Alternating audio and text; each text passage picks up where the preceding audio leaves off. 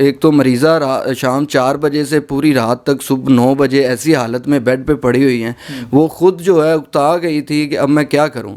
अब वो तो सीनियर डॉक्टर मुझे मौजूद, बच्चों वाली हरकतें थी उनकी, बिहेवियर उनका। अस्सलाम वालेकुम नाज़रीन, मैं हूं आपका मेज़बान अनस कोंदल। आप देख रहे हैं नया पाकिस्तान। नाज़रीन, लाहौर के इलाके गाज़ियाबाद में एक अफसोसनाक वाक़या पेश आया। मेरे साथ मौजूद हैं खलील, जिनकी जो बेगम है 25 नवंबर को हॉस्पिटल के अंदर मुंतकिल होती हैं डिलीवरी केस के लिए। तो नाज़रीन, ये हॉस्पिटल के अंदर जाते हैं और इनका ऑपरेशन, फर्स्ट जो ऑपरेशन है, इस बुनियाद के ऊपर डिले हो जाता है कि ये जो मरीज़ा हैं ये रात की शिफ्ट में दाखिल की गई थी, तो इनका जो ऑपरेशन है वही शिफ्ट के जो डॉक्टर्स हैं वो करेंगे। नाज़रीन, उनकी इस गफलत की वजह से उनका पहला जो ऑपरेट है वो लेट हुआ और वो ऑपरेट नाकाम हुआ। फिर दोबारा ऑपरेट किया गया, उसमें भी नाकाम हुए। नाज़रीन, फिर तीसरा ऑपरेट किया जाता है, जिसके बाद 3 बेटियों की जो माँ हैं वो अपने जान से हाथ धो बैठती हैं। आप देख सकते हैं कि नन्ही सी हमारे साथ बच्चियाँ मौजूद हैं, जिनकी जो वालदा हैं इस बुनियाद के ऊपर अपनी जान से हाथ धो बैठती हैं कि ये रात की शिफ्ट की मरीज़ हैं, इलाज है ये रात की शिफ्ट के डॉक्टर ही करेंगे। तो नाज़रीन, हमारे साथ मौजूद हैं उनके खावन खलील साहब। उनसे गुफ्तगू का आगाज़ करते हैं और ये जानने की कोशिश करते हैं कि सारा मामला है क्या। अस्सलाम वालेकुम। जी वालेकुम अस्सलाम। सर, ये बताएं कि ये सारा मामला है क्या? क्या वाकई उन्होंने ये आपको कहा कि इसका जो इलाज है ये रात की शिफ्ट वाले डॉक्टर्स नहीं कर सकते? ये सर 4 बजे मैंने मिसेज़ को उधर एडमिट करवाया। एडमिट करवा के तो इन्होंने मुझे कहा कि एक ब्लड बैंक के ब्लड जो है ना बॉटल अरेंज करवा दे। तो मैंने एक ब्लड की बोतल रात को 10 बजे इनको दे दी।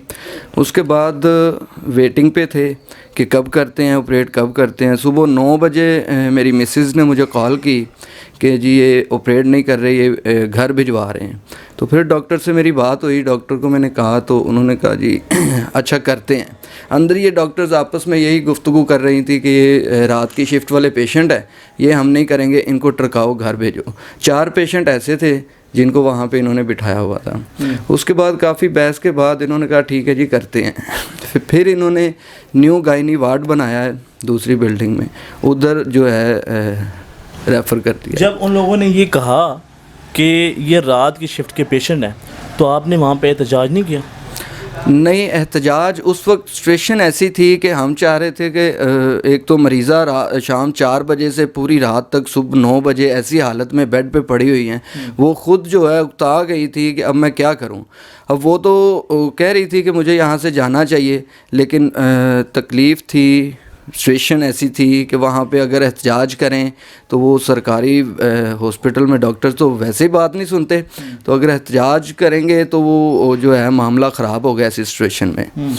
तो इसलिए हमने कोई जो है ऐसा काम नहीं किया। हम ये चाह रहे थे कि जो है ये ऑपरेट जो है ये बस जल्दी से ये कर दें तो जो भी मामला है ये ठीक हो जाए। इस सारा का जो सारा मामला ये पेश है सिर्फ़ और सिर्फ इस वजह से है कि ऑपरेट के अंदर डिले किया गया। ऑपरेट के अंदर डिले किया गया और दूसरा जिस ऑपरेशन थिएटर में इन्होंने भिजवाया वहाँ पे जो मैंने देखा कि वहाँ पे पहले इन्होंने ऑपरेट किया, बच्ची पैदा हुई, बच्ची ठीक थी, माँ भी ठीक थी। ठीक 1 घंटे के बाद 45 मिनट के बाद तकरीबन इन्होंने मुझे दोबारा कहा कि ब्लड का अरेंज करें, 8 से 10 बॉटल ब्लड की अरेंज करें, हमें दोबारा से पेट चेक करना पड़ेगा, दोबारा जो है ऑपरेट करना पड़ेगा। तो मैंने थोड़ी वजह पूछी इनसे, लेकिन वो बहस में मामला जा रहा था। तो मैंने इनसे कहा कि मैं आपसे बहस में नहीं पढ़ना चाहता, लिहाजा आप काम करें, मैं ब्लड का अरेंज करता हूँ, आप प्लीज़ अपनी कोशिश करें। मैंने ब्लड के 1 से 1.5 घंटा लगा मुझे ब्लड अरेंज करने में। ओ नेगेटिव ब्लड था। मैंने इनको बॉटल्स दी, इन्होंने दूसरा ऑपरेट किया। दूसरा ऑपरेट करने के बाद इन्होंने आईसीयू वेंटिलेटर पे शिफ्ट कर दिया और मुझसे कहा कि आप बस ब्लड लेते आएँ। मैं इनको ब्लड देता गया, कभी वाइट सेल निकाल के, कभी प्लेटलेट्स ले आएँ, कभी रेड सेल ले आएँ। तो इसी तरह तकरीबन कोई 38 बोतलें इन्होंने ओ नेगेटिव की जो है वो ले ली मुझसे। 38 बोतलें ले ली मुझसे।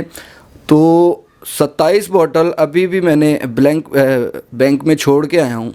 तो 38 बोतल देने के बाद जब मैं डॉक्टर के पास जाता हूँ, उससे मैं सवाल करता हूँ कि मैडम मुझे अभी मज़ीद कितना अरेंज करना है ब्लड का, कोई आइडिया मुझे दे दें। वो कहती जी मैं आइडिया नहीं दे सकती, बस ये समझ ले कि आपका पेशेंट ब्लड पे ही ज़िंदा है। तो मैं बस बात तो वहाँ पे ज़्यादा सुनते नहीं ना, वो ज़्यादा बताते हैं। तो मैं सिचुएशन पूछना चाह रहा था कि सिचुएशन हुई क्या है, अभी क्या मामला हुआ, बस आप दुआ करें दुआ करें। उसके बाद ये दोबारा जो है रात में फिर ऑपरेशन थिएटर में ले गए ऑपरेट के लिए। तो आधे घंटे के बाद ये फिर वेंटिलेटर पे आईसीयू में उसको ले आए। बस फिर 24 की रात 27 की रात 2 बजे डॉक्टर ने मुझे बुलाया। मैं बाहर बैठा था आईसीयू के, मुझे आवाज़ देती हैं कि आप अंदर आ जाएं। मैं अंदर जाता हूं तो वो मुझे कहती है कि जी इसमें जो है हम इतना ब्लड लगा चुके हैं लेकिन जिगर जो है वो काम नहीं कर रहा। इनका जिगर भी डेड हो चुका है, इनके गुर्दे भी डेड हो चुके हैं, इनका हार्ट भी डेड हो चुका है, इनका दिमाग भी डेड हो चुका है। लिहाजा अब मैं आपको इसमें कोई उम्मीद भी नहीं दे सकती। तो अल्लाह रख ले तो रख ले, मेरे पास इसके अलावा कुछ नहीं है। तो मैंने इनसे कहा, मैंने 27 बॉटल अभी भी मेरी ब्लड बैंक में पड़ी है, आप कोशिश करें, मैं ब्लड जितना भी आप मांग रहे हैं मैं आपको दे रहा हूँ। मज़ीद भी मेरे पास बहुत सारा ब्लड मैंने अरेंज करके रखा हुआ, आप काइंडली कोशिश करें। इन्होंने कहा जी बस अब हम जितनी कोशिश कर सकते थे हमने कर ली है, लिहाजा इनके जो मेन जो पार्ट्स हैं ना वो डेड हो चुके हैं, तो अब मैं कुछ नहीं कर सकती। तो आपने स्टाफ के ख़िलाफ़ कोई एप्लीकेशन दर्ज कराई है? स्टाफ के ख़िलाफ़ दौरान ट्रीटमेंट मैंने एक एप्लीकेशन मूव की। डीएमएस के पास मैं जाता हूँ, डीएमएस के कमरे में, तो वहाँ जो बंदा बैठा है उससे मैं सवाल करता हूँ आप डीएमएस हैं? वो कहता है जी मैं डीएमएस हूँ। जबकि बाद में मुझे पता चलता है कि वो डीएमएस नहीं है, वो एक वार्ड अटेंडेंट है। डीएमएस वहाँ पे आता ही नहीं है। उसको मैंने कहा इस तरह से ये ब्लड का जो है वो मुझसे कह रहे हैं वो नेगेटिव ब्लड है, थोड़ा मुश्किल है, आप कुछ थोड़ा मेरी हेल्प करवा दें। तो उसने कहा जी बस मैं तो हेल्प ब्लड की कहाँ कर सकता हूँ, नीचे ब्लड बैंक में पता कर लें, अगर है तो ठीक है वरना आप अरेंज करें। तो वहाँ पे ना तो एमएस मौजूद है ना कोई सीनियर डॉक्टर मौजूद है। वहाँ पे ये इस बच्ची से थोड़ी थोड़ी बड़ी बच्चियाँ हैं जो ये ऑपरेट कर रही हैं। ये हॉस्पिटल है कौन सा? ये गंगाराम हॉस्पिटल लाहौर का है। तो काफ़ी मैंने कोशिश की कि एमएस से मेरी बात हो जाए। एमएस रात में तो था नहीं, सुबह 9 बजे जब मैं एप्लीकेशन लेके एमएस के पास जाना चाहा तो उसका जो है पीएन बाहर बैठा और एक गार्ड बाहर बैठा, उन्होंने मुझसे एमएस से मिलने ही नहीं दिया। उन्होंने कहा जी आप एप्लीकेशन सामने काउंटर पे जमा करवा दें तो उसका जो है वो एमएस के पास खुद ही आ जाएगी। एप्लीकेशन मैंने जमा करवा दी, वो डायरी नंबर उसकी कॉपी मेरे पास है। तो अब लास्ट जब डॉक्टर ने 2 बजे मुझे ये कहा कि अब मैं आपको इसमें कोई उम्मीद भी नहीं दे सकती, तो सुबह तकरीबन 8 बजे जो है उन्होंने कहा कि ये इनकी डेथ हो चुकी है। बस यहाँ। तो आपने फिर जाके एप्लीकेशन दर्ज करवाई है? जी, एप्लीकेशन वो जो एमएस को मैंने दी थी वो दौरान ट्रीटमेंट थी। उसके बाद हम डेड बॉडी को लेके बस उसी तरह मैं पहले निकल आया था। फिर मेरे ब्रदर इन लॉ थे वहाँ पे, उन्होंने जो है वो डेथ सर्टिफिकेट लिया। अगर वो ये गफलत ना करते तो उनकी जान जो है वो बचाई जा सकती थी। अगर ये गफलत ना करते, और दूसरा वहाँ पे सर कोई सीनियर डॉक्टर मौजूद होता, कोई भी सीनियर डॉक्टर मुझे मौजूद, बच्चों वाली हरकतें थी उनकी, बिहेवियर उनका, बोलना चालना, कोई सवाल करना उनसे, वो जवाब देना ही पसंद नहीं करते। मुझे अभी तक ये पता नहीं चला ये डेथ हुई क्यों, ब्लीडिंग ज़्यादा हुई क्यों हुई, पहले ऑपरेट में प्रॉब्लम हुई, दूसरे में हुई, तीसरे में हुई, इतना ब्लड ज़ाया क्यों हुआ। जो मैंने 38 बोतलें इनको दे दी वो कहाँ गई, बॉडी में ब्लड ही नहीं था। लास्ट टाइम जब डॉक्टर ने मुझे कहा जी जिगर जो है वो सप्लाई नहीं दे रहा बॉडी को, लिहाजा हम इसमें अब कुछ नहीं कर सकते। जी नाज़रीन, आपने इनकी गुफ्तगू सुनी। अच्छा, अब आप क्या चाहते हैं?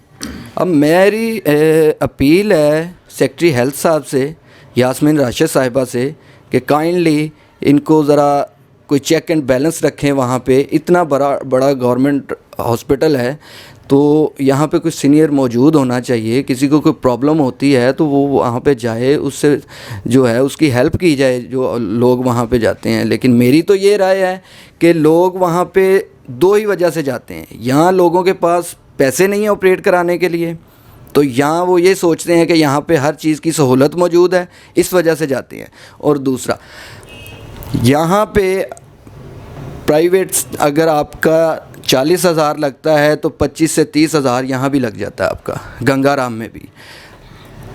अगर आप सहूलत की वजह से गंगाराम में जाते हैं तो सहूलत कोई नहीं है। ये वहाँ पे कत्ल हो रहे हैं, मैं तो कत्ल ही कहूँगा इनको कि कत्ल हो रहे हैं, एक्सपेरिमेंट कर रहे हैं ना ये लोग। वहाँ पे एक्सपेरिमेंट, इतना बड़ा ऑपरेट ये एक्सपेरिमेंट कर रहे हैं, ये जो है प्रैक्टिकल के लिए यूज़ किया जा रहा है। तो इसमें यास्मीन राशिद साहिबा से मेरी अपील है, इसको प्लीज़ जो है नोटिस लें इसका और इसको देखें ये मामला क्या हुआ है। मुझे बुलाएं जहाँ कहती हैं, मैं जवाब देता हूँ आके। मेरे पास मेरी मिसेज़ की पहली रिपोर्ट्स पड़ी हैं सारी कि उनको कोई गुर्दे का मसला नहीं था, कोई जिगर का मसला नहीं था, कोई हार्ट प्रॉब्लम नहीं थी, कोई दिमाग का मसला नहीं था। ये ऑपरेट में इनसे मिस्टेक हुई है, वो किस डॉक्टर ने किया है उसको बुलाएं, वो देखें और जो है ये मज़ीद जो जाने वहाँ पे जाएंगी और जा रही हैं, इसको देखा जाए, खुदारा देखा जाए इसको। जी नाज़रीन, आपने इनकी गुफ्तगू सुनी। इनका ये कहना है कि सेक्रेटरी हेल्थ और यास्मीन राशिद साहब जो हैं इसका नोटिस लें और मुझे बुलाया जाए, ताकि नेक्स्ट टाइम किसकी जो वालदा हैं वो इस दुनिया से रुखसत ना हो, ताकि नेक्स्ट टाइम जो है लोगों की जान जो है बचा सकें। नाज़रीन, उसी के साथ अपने मेज़बान को दें इजाज़त, अपना बहुत सा ख्याल रखें, दुआ में याद रखें। अल्लाह हाफ़िज़।